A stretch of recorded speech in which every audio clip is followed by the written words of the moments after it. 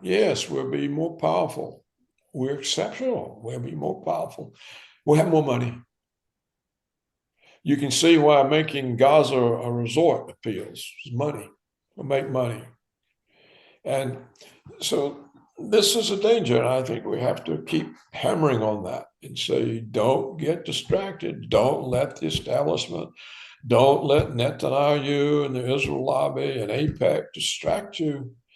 You won't succeed. And the whole, this is our last chance. Trump is the last chance. And if he doesn't succeed, then we're going to have rule by the unelected and no accountability. And you'll have to support the establishment or bad things will happen to you. It'll be the end of any kind of free speech or free association or anything of the sort. You won't even be able to complain. So that's the way I see it, and I think it's a fair view. And let's do what we can to keep Trump aware of how they will come at it. All right, we're joined today by Paul Craig Roberts. Doug, tell us about Paul. I know you've been following his work for a long time. Yeah, I've been following Paul's work for years, actually, mostly on the website lourockwell.com, which is absolutely excellent. And I've really enjoyed reading things that Paul writes because he's got an immense depth and breadth of experience, both in the political markets, such as they are, and the financial markets. So I decided to reach out and ask him to join us today on this podcast because, Paul, you don't generally do a lot of podcasts, do you? Well, actually, I get a lot of requests, and I do a lot of them, and even all over the world. Okay.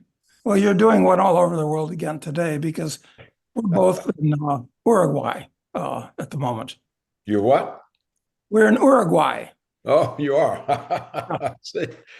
And what are you doing there, Doug?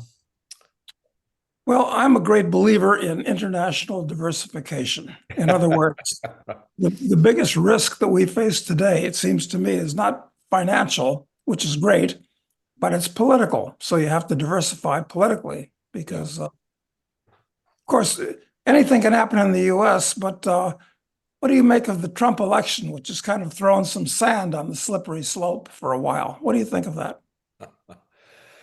Well, it's his third election.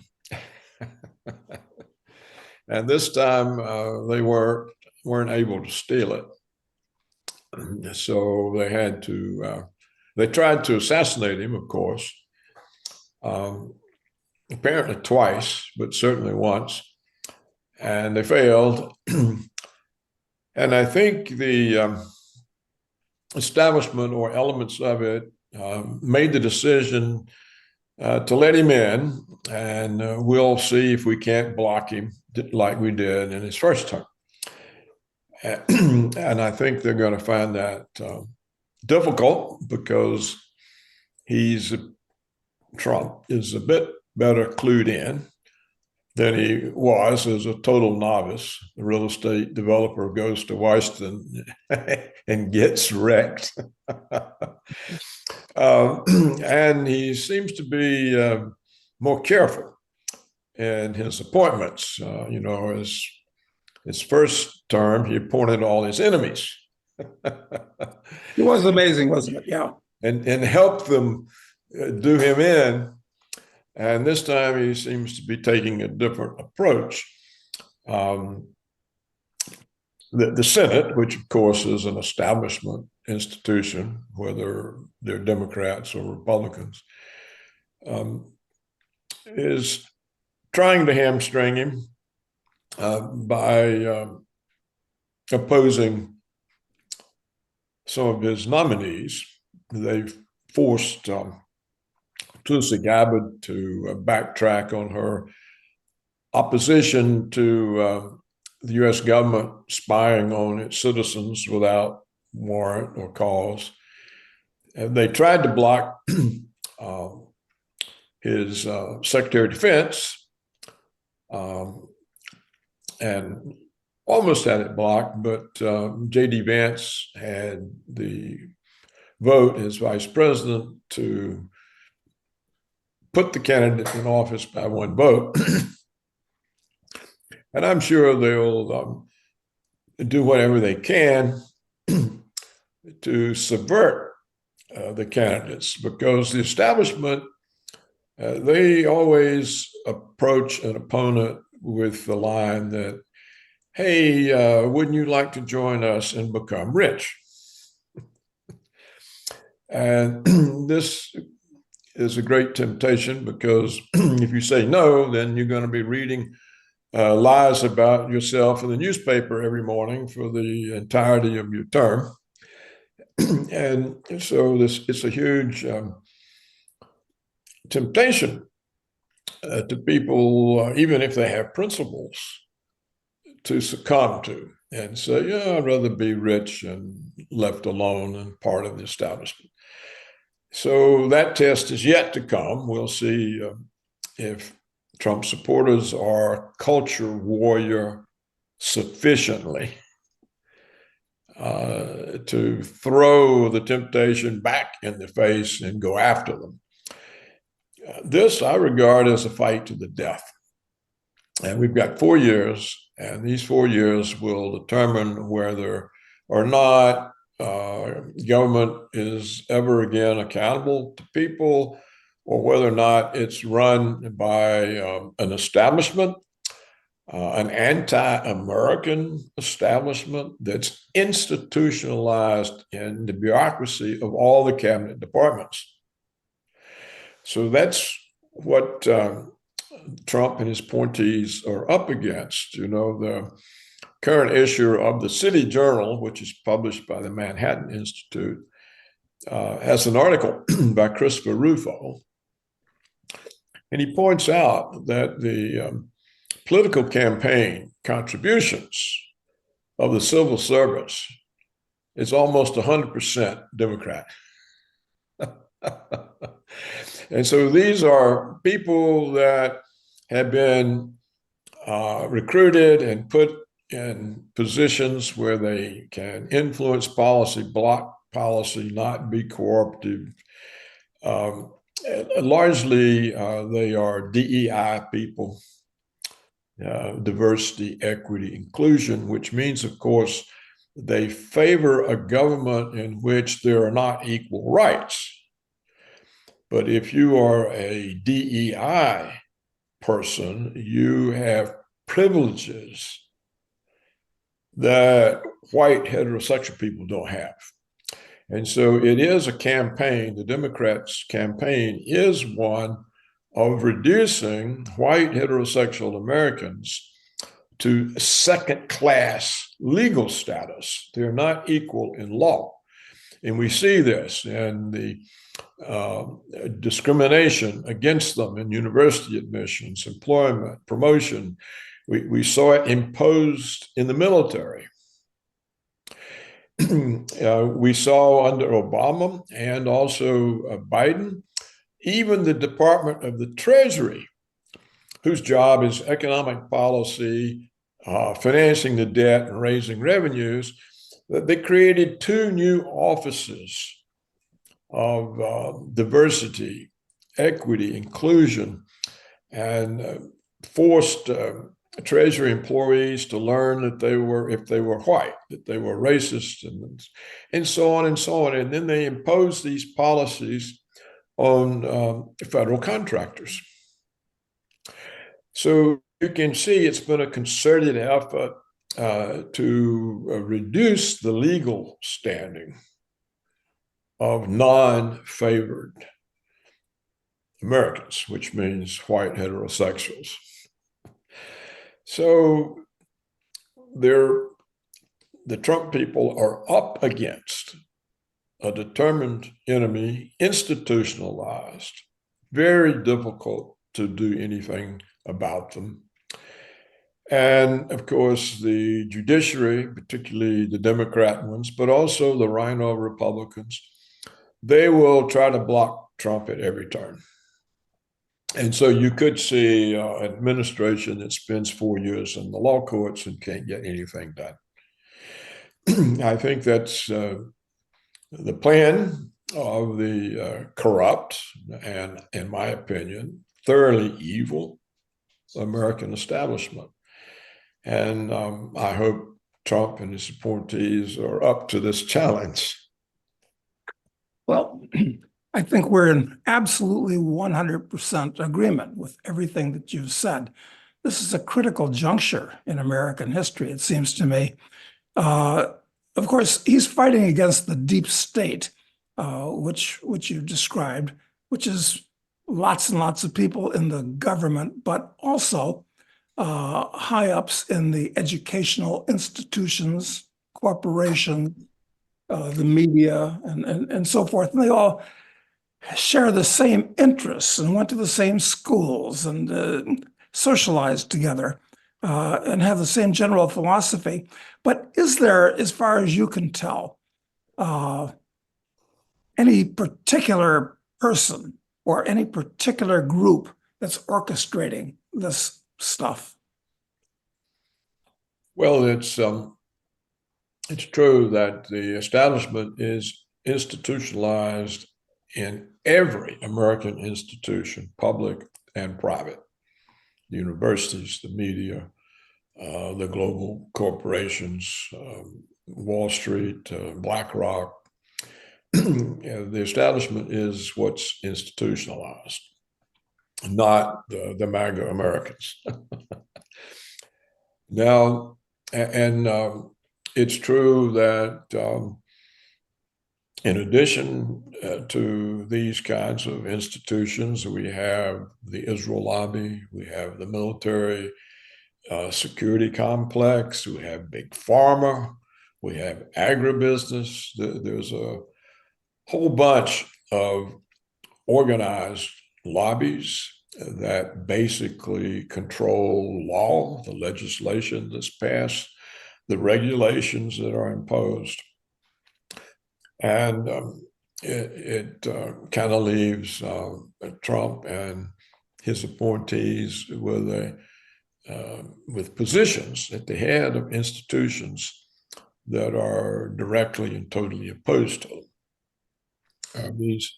These government bureaucracies are in league with these well-organized private interests that I just named, and there are others. So, but the notion that there's some mastermind with an ongoing century-old plot to take over America or ruin America or whatever, I think that leads us off against a phantom enemy and makes us overlook the ones that we can see. You know, we can run off and blame the Rothschilds or the Bilderbergs or something.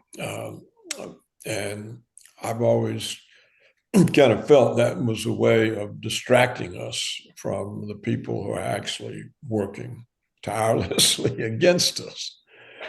It wasn't the Rothschilds or the Bilderbergs that put all the Trump supporters who attended a rally in prison.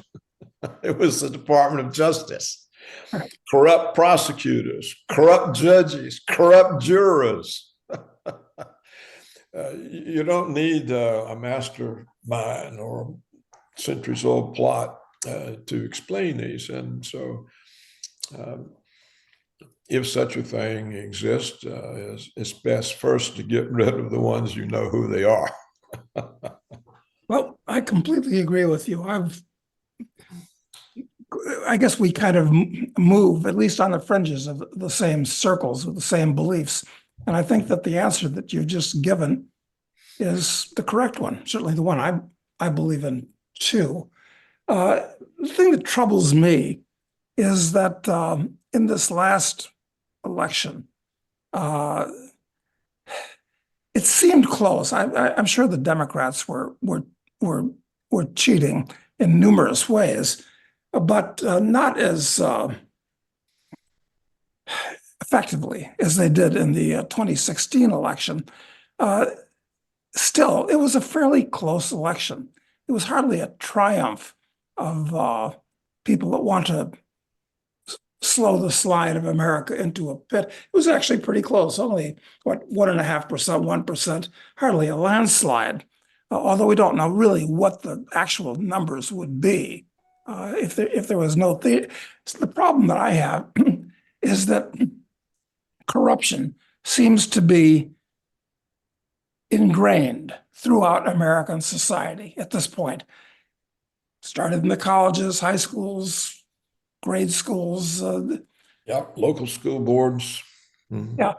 So is it realistic to think that we can turn this around?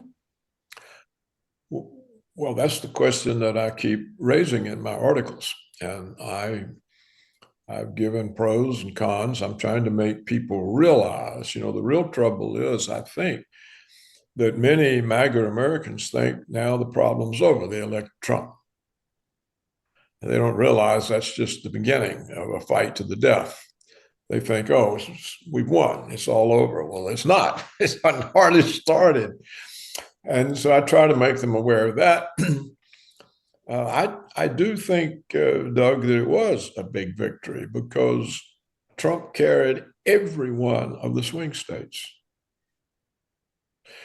And these were states that had, through vote fraud, given the victory to Biden. So there was enough of awareness that the 2020 election had been stolen, despite the denial by the media and the prosecution by the Justice Department of people who presented hard evidence that the 2020 election was stolen. Well, this time they were all set up to try again, but they didn't. At least they didn't try to steal the presidential election. Now, they did steal, particularly in Arizona, many House seats, Senate seats. This went on. These thefts did take place because the focus was on the presidential election, not on the congressional elections. So they were able to prevent the Republicans from getting significant majorities in the House and Senate. It's still very, very close.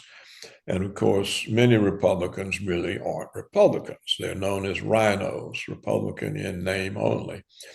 And we just saw 3 of them vote against Trump's appointment as Secretary of Defense: Murkowski, Collins, and of course, the deplorable Mitch McConnell. So in a sense, the Republicans themselves are not a unified party. I would say the majority of them are not MAGA Americans. They're not with Trump, but they're somehow locked into having to support the party. I suppose they prefer to be in power than not in power, because that way they get the committee chairmanships and the subcommittee chairmanships. And this is important to their fundraising abilities and to their careers. So for this reason, they are supporting the party. But I think they resent Trump because he is disturbing the establishment, and they're part of it. So, I mean, I could see this when I was in the Reagan administration. Most people who go into presidential appointments are going there not to serve the president, but to serve their career. They serve some external private group or that then rewards them later with $1 million jobs. So this is the sort of problem any effort at reform or renewal faces. Do you really have the legion it takes to prevail, or you just got a few isolated individuals hamstrung by their own bureaucracies?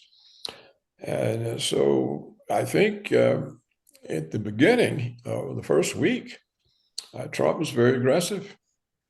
And he did things he said he was going to do. He freed all of the political prisoners, the January 6th political prisoners. He freed the abortion protesters who were sentenced to prison for protesting abortion.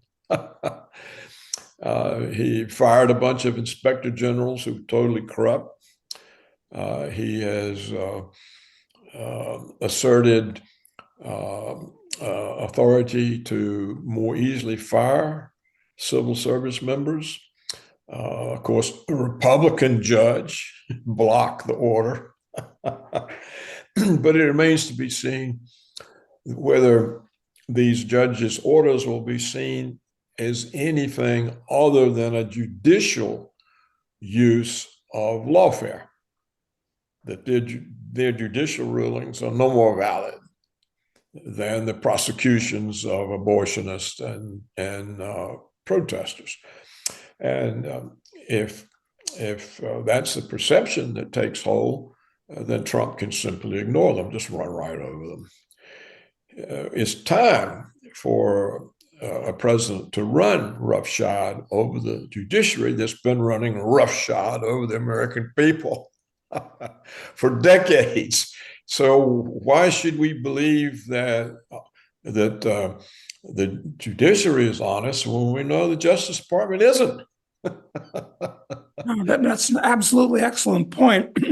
The thing that disturbs me, and I'm sure you've thought about this, is that Trump is doing everything necessarily almost by executive order. And this is perhaps a dangerous trend, because the things that he's doing by executive order are good in our opinion. But after the Republicans, for what they're worth, are kicked out in 4 years, which I believe they will be, because the economy will collapse and the average American will want somebody to do something. And the problem is that the next Democrat will run by executive. It's like the Roman Republic fell and was replaced by the empire under Augustus, who ran the empire in a kind and gentle way to start with, but by executive. Same thing's happening here. Yeah, that's right. But it's been going on for some time. And I'm concerned with the same thing. I've been thinking about how to write about it. But, it's been going on for some time. It began really, I think, with Clinton and the American destruction of Yugoslavia.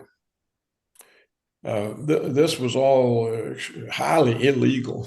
And it somehow got justified with a bunch of propaganda and assertions of executive authority.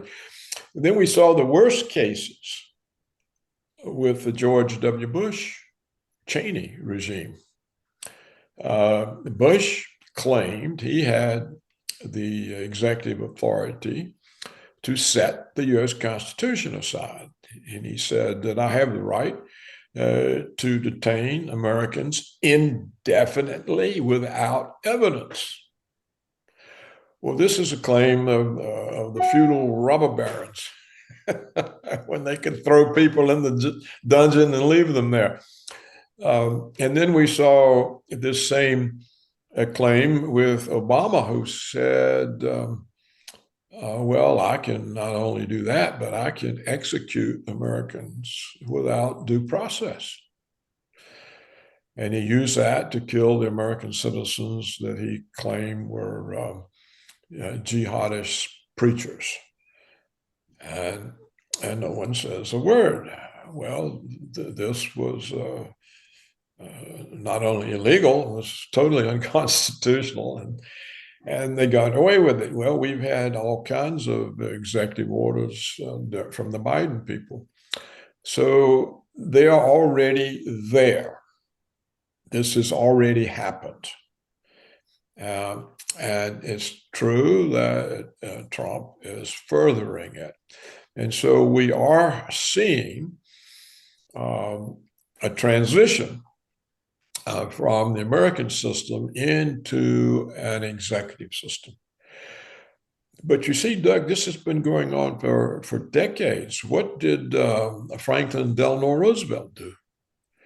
He created regulatory agencies that took the power of legislation away from the Congress.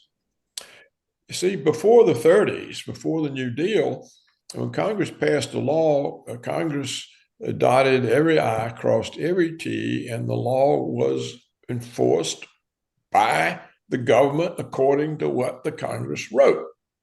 Today, when Congress passes legislation, it's just an authorization act for a federal bureaucracy to define the law by how it writes the regulations. For example, the 1964 Civil Rights Act is a great example. The act explicitly prohibits any form of racial preference or racial quotas. Explicitly prohibits it. What was the first thing the regulatory bureaucracy did? It imposed quotas. They call it affirmative action. We've had affirmative action now for a half century or longer. And it's strictly unconstitutional, and it's against the statutory language in the Civil Rights Act. I wrote a book demonstrating that, proving it, and nothing's done about it. So, and I think that as the country becomes increasingly a Tower of Babel without a unifying ethnicity, when you have so many people from different cultures, different value systems, different behavior patterns, you don't really have a nation. And so what's the common basis for law? Oh, you're right. It becomes power. It becomes power, and power requires the executive. And so I think this transition that you noted is correct, but it started long ago. And so now we're at the question, what do we do? The only way you can reverse it is to use the same power. And this is what explained all the civil wars among the Romans. Once they lost the republic, it was a question of who had power. There was no commonality. There was no common interest. There were dispersed interests, different interests, and they fought over it. So this, of course, is the danger. But for those of us alive right now, at least Trump has, for now, stopped the transformation of a normal white American into a second-class citizen. He stopped it for now. And so, what's the alternative? Not to stop it for now. If that's the alternative, then he's got nothing to show his supporters. And that's another reason for him for it not to continue. So, and of course, it's true, the Federal Reserve can unelect him. And I suspect they will. All they have to do is shrink the money supply, and then you have a recession, and then all of the things you're trying to do become different. I think Trump can be wrecked in another way. Israel can take him to war with Iran. And then, once you're at war, everything else disappears off the agenda. Everything goes on the back burner except the war. And it does look like that Trump has agreed with the extermination of Palestine. He's now talking about moving the remaining Palestinians into Egypt and Jordan, and he's talking to those countries about how much we have to pay them to agree to do that. And he's talking about developing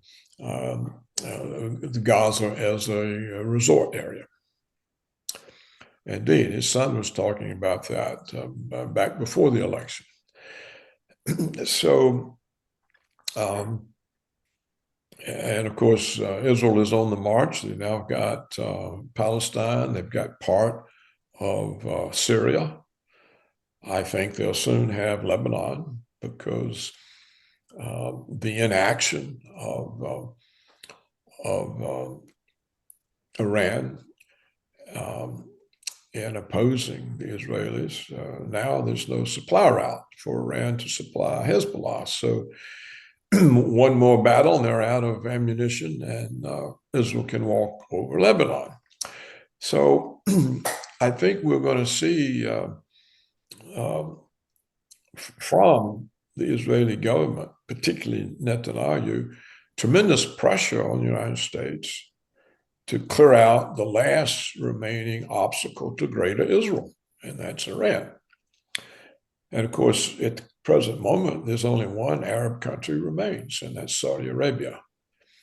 And the Israeli minister has declared that part of Saudi Arabia is also part of greater Israel.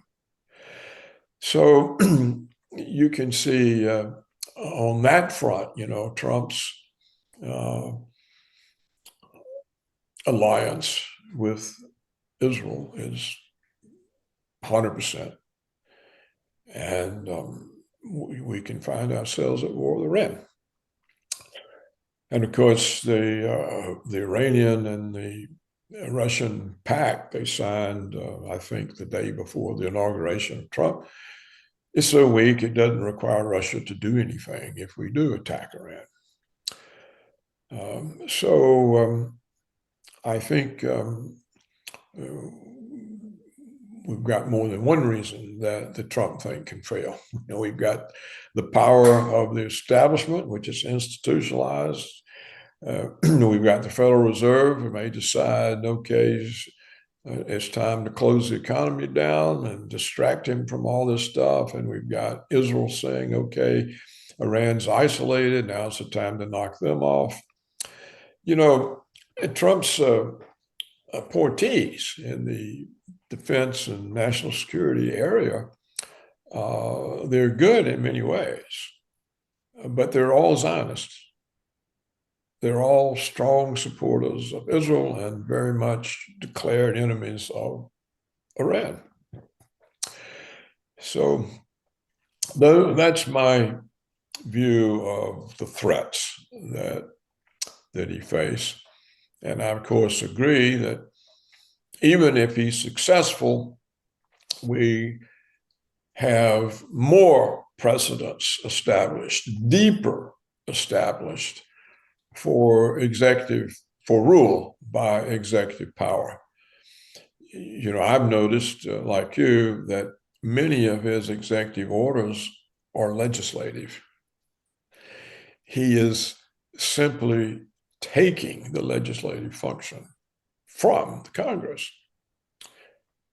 And I think the Congress is so used to being robbed of its function, they're not likely to try to do anything about it. Well, you're right. They're completely dysfunctional, as is the whole U.S. government. But I totally agree with everything that you said. It's really a pleasure. I think what we're dealing with here is, on the most basic level, cultural dysfunction. The U.S. has turned into a multicultural domestic empire at this point. And when you referred back to Roosevelt, I think you're quite correct with the fact that he pulled off taking gold out of the money system through an executive order. And to this day, Roosevelt is looked on as being a demigod. as is Lincoln, who I guess you'd have to, who do you think is actually the worst and most dangerous and destructive U.S. president that we've had? I know it's a hard choice. Abraham Lincoln. That's who I'd pick too. Yeah, he And destroyed the Constitution, the 10th Amendment, states' rights, and turned a republic into a centralized government.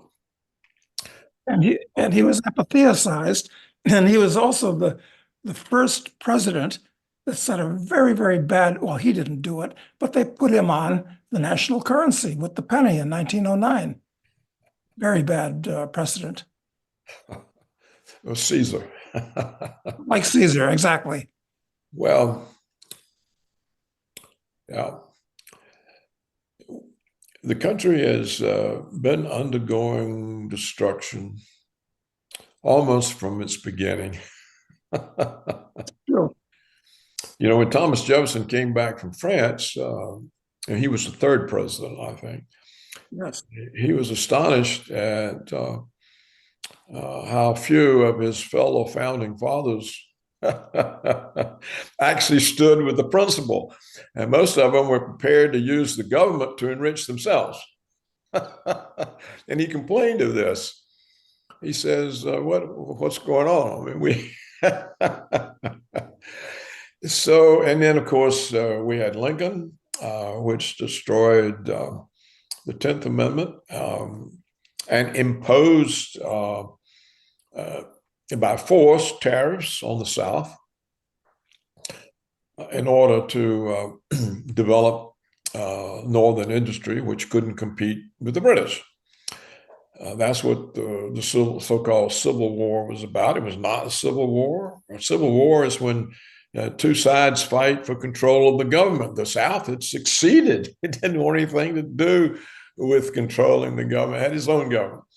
But you can see even historians are corrupt and lie, and they create false stories. And They made it all about slavery, which was not the case. Not the case, as Lincoln said over and over.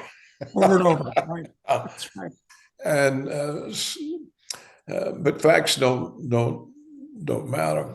And then we had in 1913, what did we have? This was really the fateful blow. They created the income tax and the Federal Reserve. And so this was the most devastating blow ever, the creation of income tax and the Federal Reserve, because then the bankers got control of the money supply and they used it to bail themselves out. They use it to drive the family farmers into bankruptcy, so they had to sell out to agribusiness. You know, they use it all the time to set up some element in the economy for takeover by their buddies. It's constant. You see it constantly. And what did the income tax do? The income tax. It allowed Wilson to finance the First World War, among other things. It did much worse than that. What the income tax did is it enslaved all of us. You see, Americans are not well educated, and if they are, they've forgotten. But the definition of a free person is a person who owns his own labor. And this differentiates a free person from a slave or from a serf, because a slave doesn't own his own labor, and a serf only owned a portion of his own labor. Well, under an income tax, the government owns a portion of your labor. You are no different from a medieval serf. And if the tax rates are 50%, as they were before Reagan came in, you are in the same position as a 19th century plantation slave. The tax rate on a slave was 50% because the other half of his labor had to go to his own maintenance, food, shelter, medical care. So when they brought in the income tax, they re-enslaved the productive population. And of course, it's worse because you can't run away. There's no underground railroad. And if they catch you, you're not going to just get a whipping. You're going to get 20 years in prison. Yeah, it's So Doug, we have today in the United States allegedly a free country, and we have had now for more than a century the return of slavery. And every productive American is in slavery to government, federal government, and state governments that have income taxes. So many Americans have two owners, the feds and the state. And this passes without any recognition, without any discussion. What do you think of Trump suggesting the elimination of the income tax? Yeah, it's a very good thing. You know, Americans have forgotten that until 1913, the government was financed by tariffs.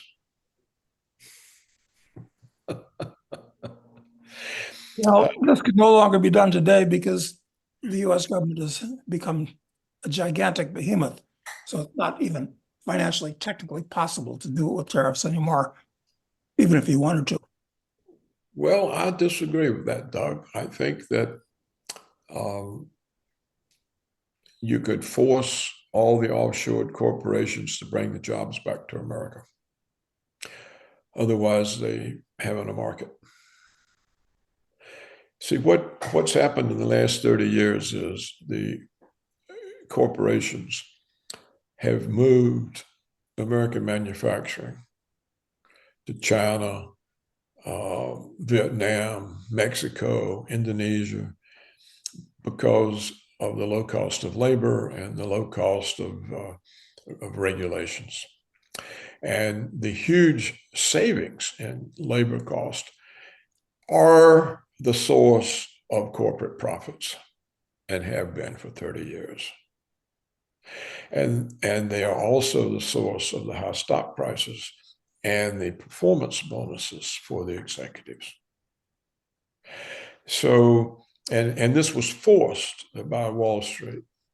I was actually on the board of a global manufacturer, and the company was essentially told, go offshore, meet the Chinese price, or we're going to finance your takeover.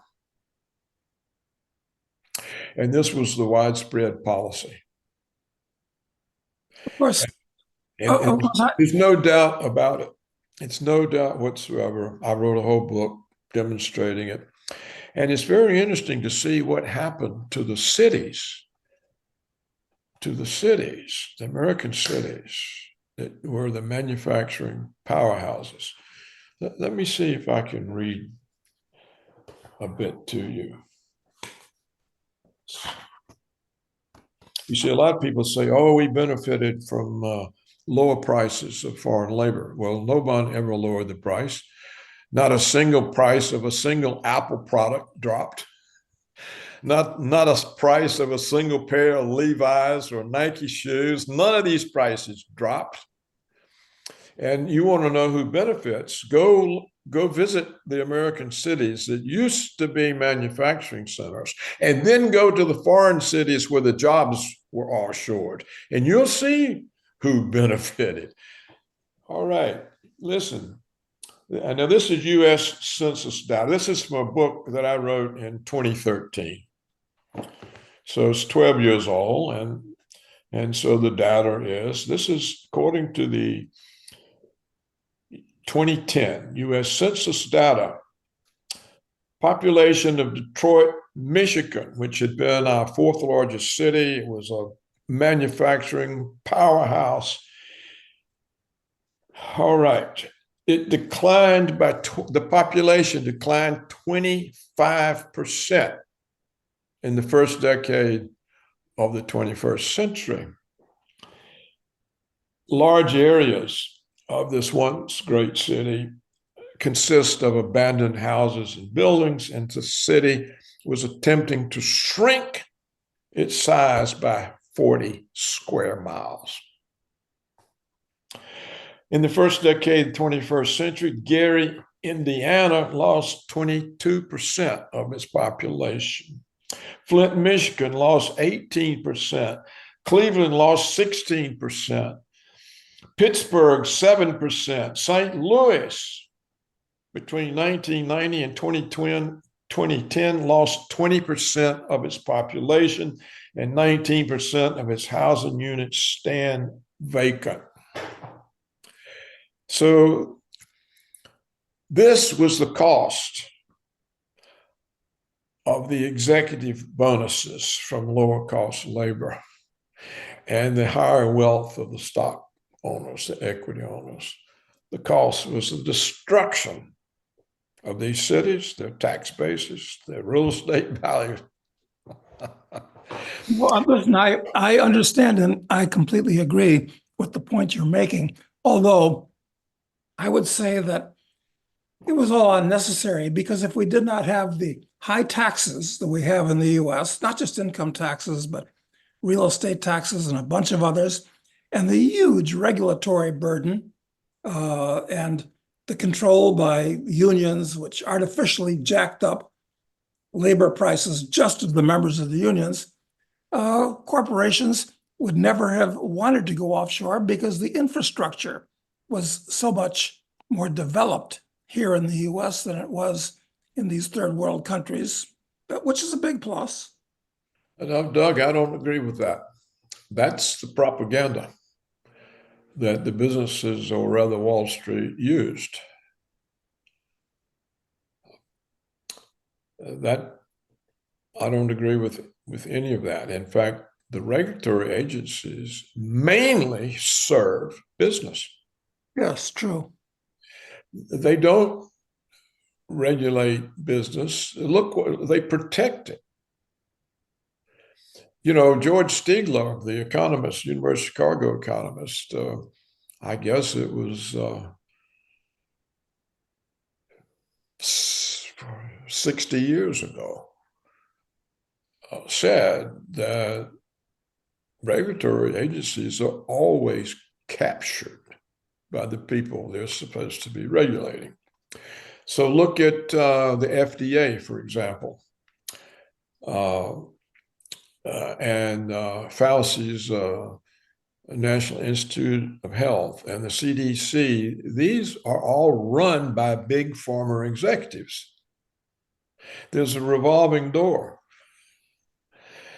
Fauci actually shared a large number of patents with big pharma. So how is he going to regulate them?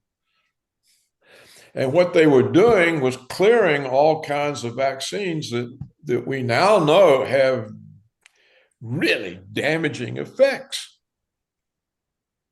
When I was a kid, they weren't sick kids. No one heard of autism. Nobody had allergies. Today, 60% of the kids are permanently ill.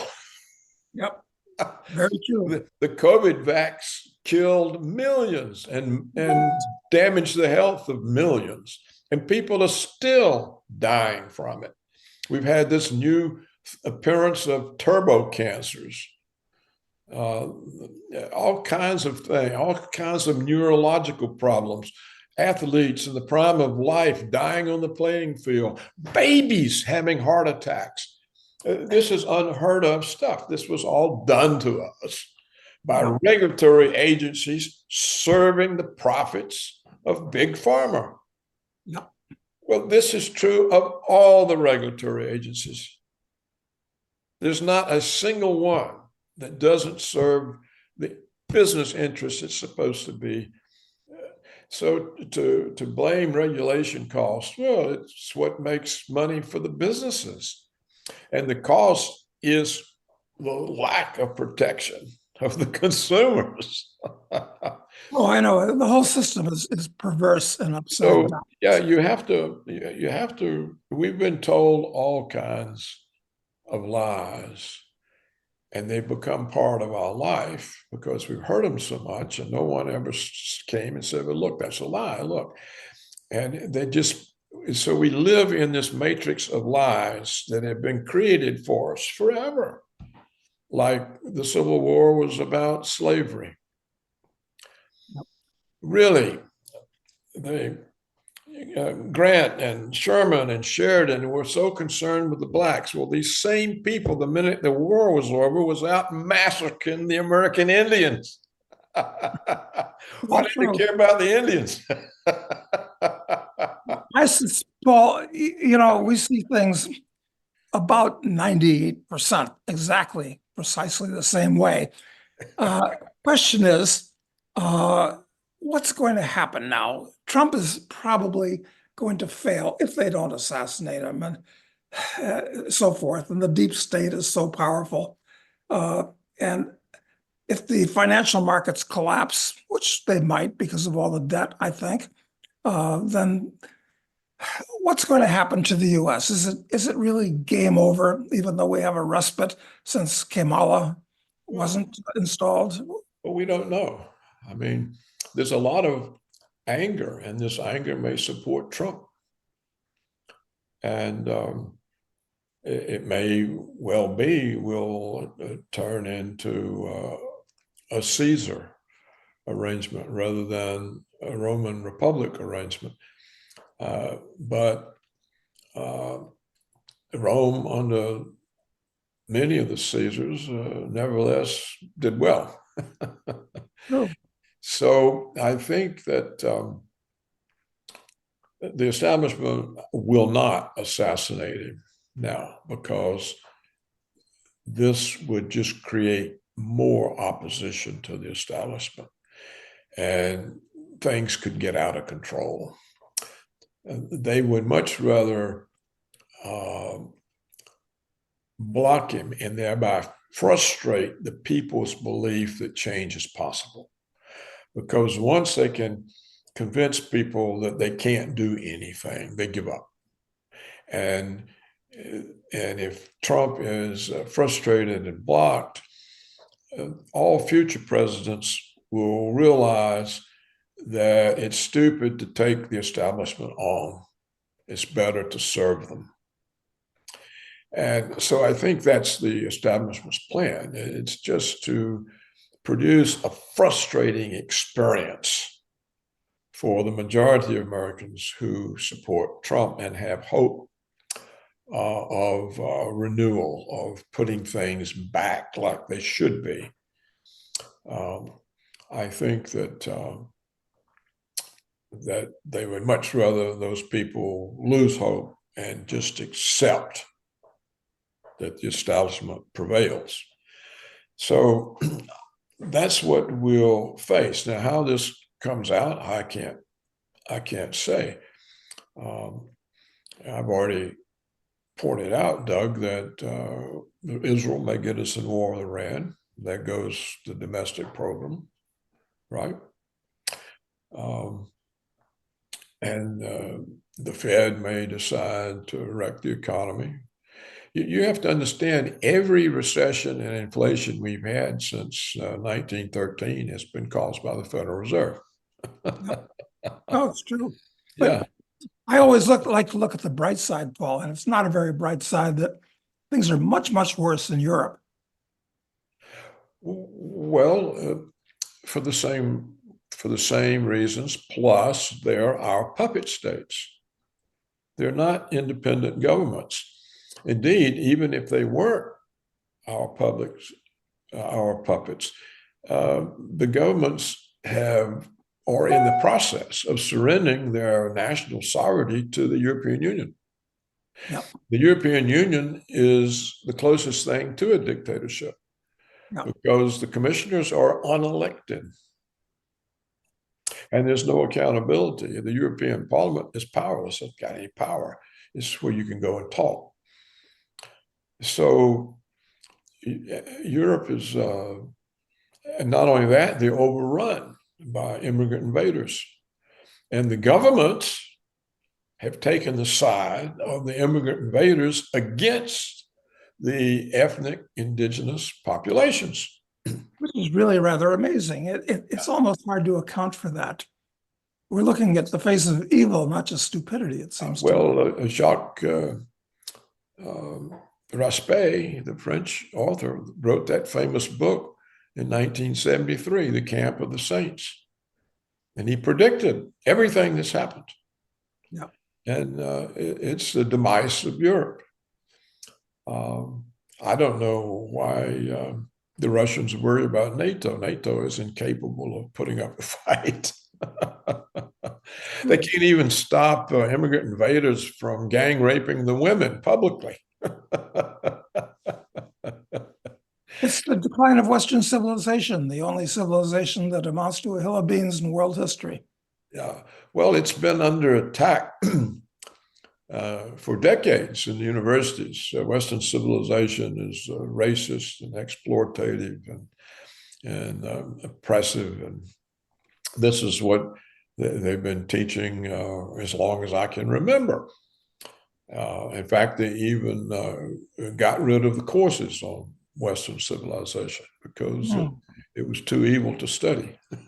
Yeah, you remember they used to, the yahoos used to go into the streets and say, hey, hey, ho, ho, Western Civ has got to go. Yeah, and it has. Yeah. So, listen, to quote Lenin, but not exactly in the context that he used, what is to be done? Is there anything that can be done, or is this just a great flow of history and we're going to be washed away with it, whether we like it or not, and hope the next thing is okay? We're in the process of finding out. We'll find out. Trump thinks there's something to be done, and so far he has repudiated the use of law as a weapon and released people who've suffered from that. He has stopped all the DEI indoctrination and brainwashing, which shows a commitment to a merit-based, colorblind society. He's talking about ceasing to tax waitresses' tips because they're not a wage, they're a gift, and they are. It's a gift. It's not, you don't have to pay it. He's talking about bringing the jobs home. He's talking about substituting tariffs for the income tax, which is the way the government was financed until the income tax in 1913. He's has some disturbing, discordant elements. He's talking about taking Greenland, taking Panama,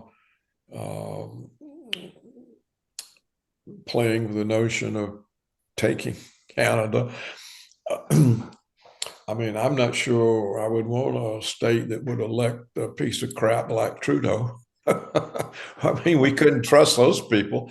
I think the Canadians are just as liberal or more so than the idiot liberals in America. Oh, much more so, actually, yes. And so we don't want any more of those people. Once they get in here, we won't, never again could a Trump get elected.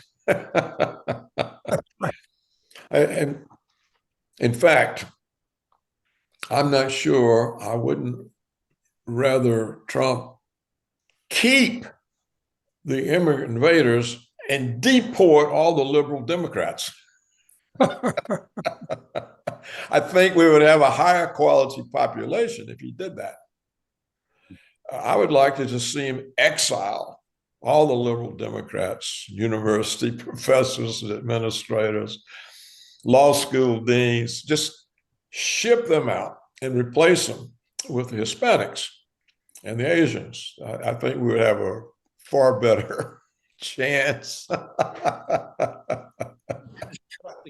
I know, but we're standing athwart history at this point, and I'm afraid we're on the wrong side of it, at least at the moment. Although maybe not for the next 2 or 3 or 4 years. Well, you know, it showed that the people were not forever insouciant, unaware of the situation. It took a long time. We see even the blacks increasing their vote for Trump. We see a general awareness that the whole system's been operating against everybody but the establishment. It's an establishment-run system to benefit the establishment. And I think that people have come to this realization. It won't affect the DEI woke people the universities have produced. They're lost forever. But they're not a huge percentage of the population. There are other people who vote Democrat just because it's the tradition of the family. And it's based on something that happened 100 or 200 years ago. And they're not really ideological Democrats like the woke or the universities or the media. So they can be won over. In fact, I think we have seen a lot of that from the Biden administration's neglect of the hurricane victims in North Carolina. These mountain people, they would be Democrat. I'm sure none of them are now. So we see the failure of democratic regimes. Look, Los Angeles is burning up. There's no water. They can't fight a fire. The liberal democratic administrations, where you got drug addicts all over the streets, homeless, just in a total chaos, dysfunction. Everything is dysfunctional. In New York, you can't ride the subway; you might get killed. Well, we can only. But wait, you got to see the impact of this grows on people, and they realize that, well, there has to be something different. And who brought this upon us? Democrats brought it upon. So I'm not without hope. I think we are obliged to be hopeful. I try to keep pointing out all the pitfalls, all the mistakes we can make, how we can lose this opportunity. And I'll keep doing that, but it doesn't mean I don't believe in the opportunity. We had one with Reagan, but in the end, the establishment prevailed. Of course, I think they tried to kill him too. Nixon was trying to get rid of the Cold War, the danger of nuclear annihilation. He made all sorts of arms reduction agreements with the Soviets. He opened to China. He's getting rid of enemies instead of creating them. And so the CIA got rid of him with Watergate. A lot of Americans are brainwashed into the notion that Nixon did something wrong. Watergate, he did this, he did that. He used bad language. The CIA got rid of Nixon because he was taking away their enemies. They had to have these enemies for their budget and their power and for national security, which is a cloak that lets them get away with whatever they want to do. Of course. So they got rid of him. They couldn't assassinate him because they had just assassinated John F. Kennedy and Robert Kennedy. And it was the heat was building. Nobody believed these fake stories about Oswald and Sharon. I mean, it was so blatantly false. And so they got rid of Nixon politically. They set him up politically and used the Washington Post to frame him and drive him out of office. We saw what they did to Trump in the first term. A Russian agent, imagine, a Russian agent Trump's a Russian agent. He gets impeached. He gets investigated by his own Justice Department as a Russian agent. This And then his next time, they just steal the election, blatantly steal the election. And the swing states, all the voting closes down. And then all of a sudden, the Biden's figures jump by hundreds of thousands. It's really an amazing thing, and I think people are beginning to be aware of it. So I think there is grounds to have some hope, but we can't have the MAGA Americans saying, "Okay, it's all over. Trump got elected. Everything's fine." They've that got would be a big mistake. That's right. they've got to get into the fight themselves, and they got to demand harsher treatment of the enemies. Well, that's a good point. You mentioned in a couple of your articles about the idea that good faith or goodwill on the part of normal Americans has been completely used against them, Right. and that you have to understand that the enemy is ruthless, right? Yeah. Go after them in the same manner. You have to. That's right, or you're not in the fight. I think it's the fault of the people not to have noticed sooner before things reach this point. But, a lot of people have been aware throughout history. I mean, Thomas Jefferson said every 200 years, the Tree of Liberty has to be watered with the blood of tyrants. Every 20 years, you meant to say. He should have said a shorter period, but but in those days, change wasn't so fast. I mean, so there's always been an awareness that an establishment moves to take control of things, and it has to be broken up. It can't. We've waited for so long. That's why the situation is so dire. Trump has been very surprisingly aggressive in the last couple of weeks. I mean, he's exceeded my expectations. Maybe they were really low because of the past administration, but what do you think about that? I mean, how would you rate him so far? Well, I would say that he learned his lesson. I mean, look, they tried to kill him. They tried to destroy him. He had 8 years.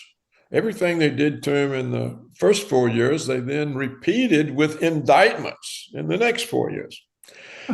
So he can't have any illusions about them. And as I wrote, I think yesterday or today, Trump has a cabinet of the canceled. The officials he's appointed have all suffered the same kinds of mistreatments. So, look, Tulsi Gabbard put on a watch list because she criticized Kamala Harris, harassed every time she goes to an airport. All of these people know. So I think they'll fight. And maybe they'll win. Who knows? But we should be hopeful and supportive and just keep reminding people that this is, look, if it's taking Putin 3 years to conquer a few kilometers in Russian Donbass, Trump's done more in the first week. So let's hope he keeps it up. And I think we need to put pressure on him to stay away from being a pawn of Israel and getting us involved in a war that completely disrupts his agenda at home. that's a high danger. And the other high danger is that the establishment will take advantage of Trump's belief that being great again can be measured in profits and hegemony over others. And so they can distract him off into doing everything that increases the profits of the establishment, because that's making us great again, the profits. And of course, our hegemony, oh yes, we got to have Greenland. I get all these emails, sign the petition for Trump to take over Greenland. They're coming from all kinds of places. Who put them out there? Why is it urgent that we have a petition that Trump should take Greenland? You see, this is the sort of assault that they are making on him.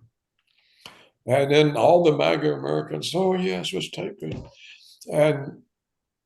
And so before long, he's lost his focus, or he's been refocused. But it fits. Yes, we'll be more powerful. We're exceptional. We'll be more powerful. We'll have more money. You can see why making Gaza a resort appeals. It's money. We'll make money. And so this is a danger. And I think we have to keep hammering on that and say, don't get distracted. Don't let the establishment, don't let Netanyahu and the Israel lobby and AIPAC distract you. You won't succeed. And this is our last chance. Trump is the last chance. And if he doesn't succeed, then we're going to have rule by the unelected and no accountability. And you'll have to support the establishment, or bad things will happen to you. It'll be the end of any kind of free speech or free association or anything of the sort. You won't even be able to complain. So that's the way I see it, and I think it's a fair view. And let's do what we can to keep Trump aware of how they will come at him. That's a great way to end it, Paul. Doug, were there any last questions you had for Paul before we let him go? I think it was fantastic. Oh, I've just got to say that it's really a genuine pleasure and actually a privilege to talk to you, Paul. And I'm just so happy that we were able to get together like this. And I guess we'll link to your site, and so people can get your articles. You publish all the time, and they're absolutely worth reading. They're wonderful. Oh, they're tremendous. Well, thank you very much. I'm delighted to meet both of you. And if you post this interview somewhere, please send me the URL and I'll post it on my site. Will do. No. All right. Please do. And it's a pleasure to meet both of you. And we can revisit this sometime later when things either look better or worse. That's right. That was great. Thank you so much, Paul. Really appreciate it. Take care. So long.